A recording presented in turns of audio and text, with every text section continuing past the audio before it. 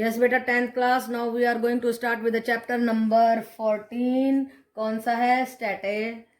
Statistics. Right बेटा, statistics. Okay, तो इसके बेसिक्स मैं आपको बताती हूँ। मीन अभी तक हमने निकालना सीखा है जो है अनग्रुप्ड डाटा का। अब हम सीखेंगे ग्रुप्ड डाटा का। किसका? GROUPED,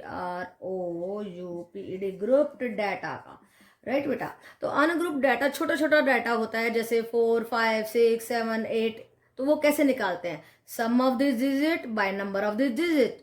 4 + 5 + 6 + 7, ये आपने सीखा था 8th में, 9th में। तो ये आ गया मेरा 30। देखो 4, 5, 9, 9 and 6 15, 15 and 7 12 and 8 oh my God 30 हो गया। ये 30 होगा। यस, तो देखिए 30/5 हो जाएगा 6। तो इसका मीन आ गया हमारा 6। ओके बेटा, तो जब मीन 6 आ गया, ये तो था हमारा अनग्रुप डाटा का, छोटे से डाटा का, जिसको हम आराम से हैंडल कर सकते हैं। लेकिन जब ग्रुप डाटा दिया हुआ हो हमें, ग्रुप डाटा ऐसा होता है, आपके नंबर्स होते हैं और फ्रीक्वेंसी होती है कि ये नंबर कितनी बार आया, ये नंबर कितनी बार आया, ये कितनी बार आया, इस तरीके से फ्रीक्वेंसी होती है। लेकिन ये था हमारा अनग्रुप्ड डाटा, इसको मैंने ग्रुप किया यहाँ पे। तो जब इस तरीके से बहुत सारा बड़ा सा डाटा होता है तो उसको वो लोग हमें ग्रुप करके दे देते हैं, कहते हैं कि इसका मीन निकालो।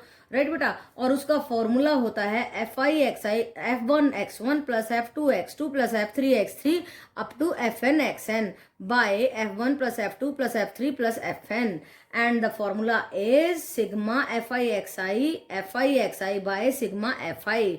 इसका मतलब क्या है? सिग्मा होता है जोड़। किसका? FIXI का। जैसे ये निकाला हमने FIXI, 4 3 जा 12, 5 2 जा 10, 6 2 जा 12, 7 2 जा 14, 8 2 जा 16। ये FIXI निकाल रहे हैं हम। आगे देखिए 9 1 जा 9, ये है हमारी FIXI। इन सब का सिग्मा जोड़ निकालेंगे। राइट बेटा, तो देखो जोड़ क्या आएगा? 2 2 4 4 4 8 8 और 6 14 14 और 9, यस 14 and 9 23। यस, 3 आ गया, 2 कैरी 2 3 4 5 6 7 8, यस 83 आ गया हमारा सिग्मा FIXI। अगर हमें इसका मीन निकालना होगा तो क्या करेंगे? x bar will be sigma FIXI by FI। Sigma FI क्या है? ये है हमारा सिग्मा FI।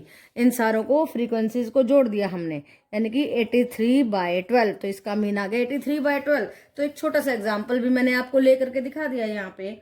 तो फ्रीक्वेंसी F क्या होता है हमारा? फ्रीक्वेंसी यानी कि बारंबारता, यानी कि हमारा वो नंबर कितनी बार हमारे डाटा में आया। X क्या है? हमारा नंबर या डिजिट जिसके बारे में हम स्टडी कर रहे हैं। राइट बेटा, तो ये हमारा पहला फॉर्मूला है बेटा। देखो प्लीज, ये स्टार लगा दिया, और सारे फॉर्मूले साथ के साथ में याद करते जाओ, बहुत जरूरी हैं। और आपको मालूम होना चाहिए कि मीन हम कितने तरीके से निकाल सकते हैं। आगे और भी तरीके आएंगे, ठीक है बेटा। यस बेटा, 10th class. Now let us see example number 1 on page number 261 of your NCERT book. और स्टेटमेंट क्या दी गई? The marks obtained by 30 students. देखो 30 स्टूडेंट्स हैं of the class 10 of certain school in a mathematics paper consisting of 100 marks are presented in the table। right बेटा, तो देखो ये 10 नंबर लिए एक बच्चे ने, 20 लिए एक ने, 36 3 ने, 44 ने, 53 ने, 56 2 ने। ये नंबर ऑफ द स्टूडेंट्स है। कितने स्टूडेंट्स ने इतने इतने नंबर लिए हैं? 64 ने, 74 ने, 72 1 ने, 81 ने। तो हमारे पास XI भी है, FI भी है। अब हमें निकालना है FIXI। इसको इससे मल्टीप्लाई कीजिए, 10 फिर 20, 36 × 3 108, 40 × 4 160। इस तरीके से हम सारे मल्टीप्लाई कर लेंगे। इन सबको ऐड करेंगे तो सिग्मा FI आएगा, मीन्स सारी फ्रीक्वेंसीज का जोड़। अब इन सबको ऐड करेंगे तो सिग्मा मीन्स ऐड करना। राइट बेटा, तो इन सबको ऐड करेंगे तो हमारा सिग्मा FIXI, इसको इससे मल्टीप्लाई करके रखा तो सिग्मा FIXI निकला। इन सबको ऐड किया तो 71779 आया। और हमारा फॉर्मूला था मीन फाइंड आउट करने का, मैंने अभी बताया था sigma F I X I by sigma F I that will be equal to 1779/30। और जब आप इसको डिवाइड करके पॉइंट में निकालेंगे तो आएगा 59.3, यही होगा हमारा आंसर। तो बेटा हमने मीन फाइंड आउट कर लिया है। कौन से फॉर्मूले से? इस वाले फॉर्मूले से जो मैंने अभी बताया था आपको। ये फॉर्मूला आपको लर्न होना चाहिए, इसको कोई नहीं बताएगा एग्जाम में, तो आपको याद रखना है कि sigma F I X I by sigma F आई हमारा होता है mean when the data is grouped, GROUPED, grouped, when the data is grouped. ऐसे ग्रुप करके बता दिया ना कि इतने बच्चों ने इतने नंबर लिए, इतने ने इतने लिए, फिर हमने एफ आई एक्स आई निकाला, फिर सिग्मा एफ आई, ठीक है ना। तो इस तरीके से आप मीन फाइंड आउट कर सकते हैं। ओके बेटा। Yes 10th class, now let us see table number 14.3 और उसमें हमारे को क्लास इंटरवल्स दिए हुए हैं 10 to 25। ये दिए हुए हैं हमारे को कि ये 10 से 25 तक कितने स्टूडेंट्स ने मार्क्स लिए, 2 ने लिए, 25 से 40 तक 3 ने, 40 से 55 तक 7 ने, 55 से 70 तक 6 ने। ये नंबर ऑफ द स्टूडेंट्स है। दिस इज द फ्रीक्वेंसी, देखिए एफ आई लिखा है ना मैंने, और ये है हमारा क्लास इंटरवल। जब इस तरीके से क्लास इंटरवल दे दिया जाए तो हमें क्या करना होता है, upper limit plus lower limit by 2 करके क्लास मार्क निकालना होता है। मोस्टली मिड पॉइंट हो जाता है। जब इसको जोड़ के 2 से डिवाइड करेंगे तो 17.5 आया, इन दोनों को जोड़ के 2 से डिवाइड करेंगे 32.5, इन दोनों को जोड़ के इस तरीके से सबके क्लास मार्क हम निकाल लेंगे। उसके बाद हमें क्या करना है, ये जो क्लास मार्क है यही हमारे एक्स आई बन जाएंगे। फिर से एक F I X I, this into this is equal to this, this into this is equal to this, 7 into 47.5 is equal to 332.5, 6 into 62.5 will be 375.0। इस तरीके से सारे आप एफ आई एक्स आई निकाल लेंगे। अब देखिए सिग्मा एफ आई निकाला हमने, ये आया 30। तो आपके स्टेटमेंट में भी दिया होगा कि टोटल कितना नंबर है, उससे भी मैच कर सकते हैं और इसको ऐड करके भी देख सकते हैं।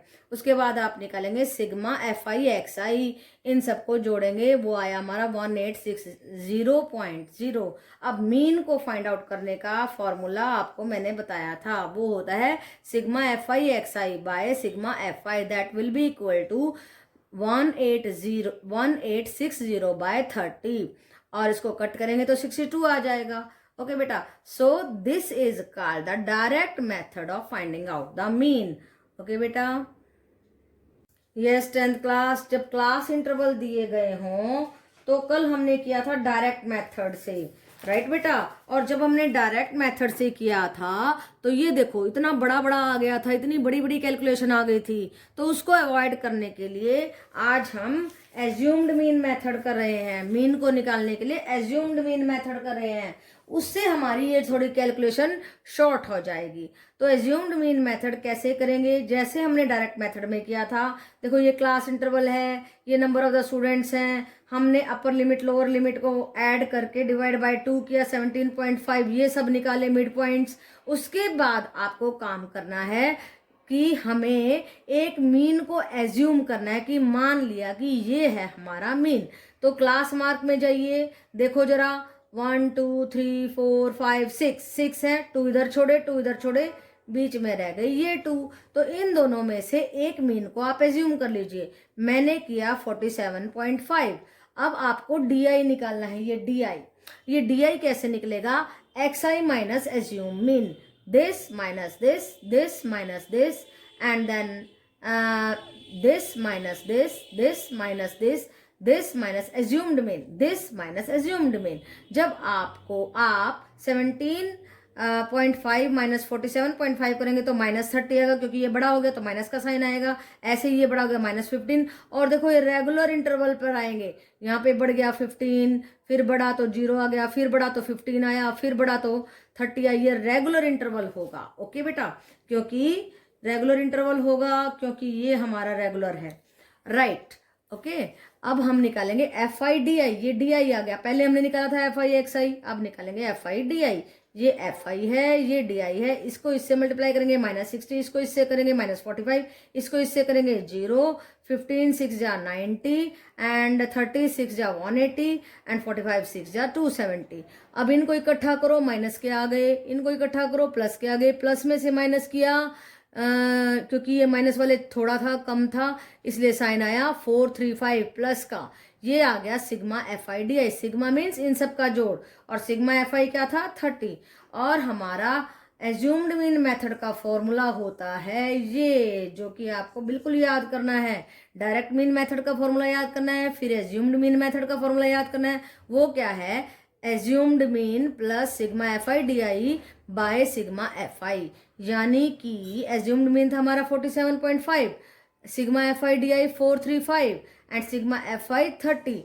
इन दोनों को आप डिवाइड करेंगे तो 14.5 आएगा। 47.5 में जब आप ऐड करेंगे तो 62 आएगा। और ये क्वेश्चन किया है आपका मैंने पेज नंबर 264 पे से एग्जाम्पल लिया है, और उसी क्लास इंटरवल का वही जो डायरेक्ट मेथड का क्वेश्चन था वही चल रहा है, उसी को हमने एज्यूम्ड मीन मेथड से करके दिखाया है। तो ये कैलकुलेशन हमारी शॉर्ट हो गई है। और आगे हम करने वाले हैं स्टेप डिविएशन मेथड, वो और भी इम्पोर्टेंट है, उसमें हम और भी शॉर्ट करने की कोशिश करेंगे, और वो मोस्ट एक्यूरेट मेथड है मीन निकालने के लिए।